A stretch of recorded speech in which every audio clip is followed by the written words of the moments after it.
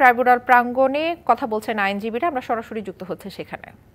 কর্তা ছিলেন এবং উনি একজন অবসরপ্রাপ্ত কর্মকর্তা, যেটা আপনারা সার্বক্ষণিক বলে থাকেন যে উনি একজন বরখাস্ত।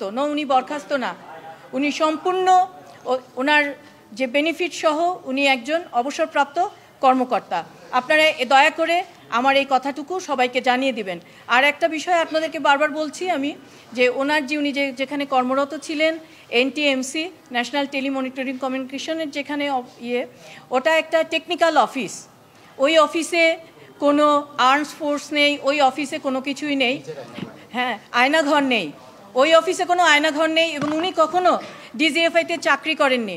আয়নাঘর নামক যে একটা ভয়ঙ্কর তথ্য, সেই তথ্যটা নিয়ে যে মিডিয়া যে ট্রায়ালটা করছে, সেই ট্রায়ালটা ওনার পরিবারের জন্য এবং ওনার জন্য অত্যন্ত মর্মান্তিক। আমি আপনাদের অনুরোধ করব, আপনারা এই কাজটা করবেন না। একটা মানুষকে মিডিয়া ট্রায়ালের মাধ্যমে তাকে হেয় করার কোনো অধিকার কারো নাই। এটা বাকস্বাধীনতার নয়।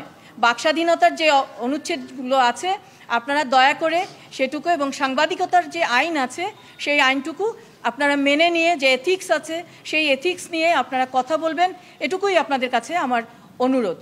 সবকিছু বের হয়ে আসবে।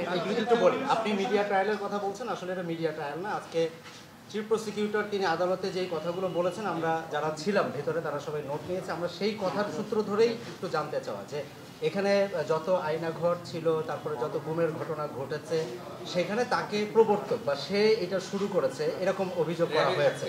আর আরেকটি জিনিস হচ্ছে, আপনাদের যে আবেদনটার ব্যাপারে আপনি বলছিলেন যে এখন বলতে চান না। আমরা চিফ প্রসিকিউটরকে বলতে শুনেছিলাম যে আপনারা আদালতের জুরিসডিকশনকে চ্যালেঞ্জ করেছেন, এরকম কিছু কি আপনারা করেছেন?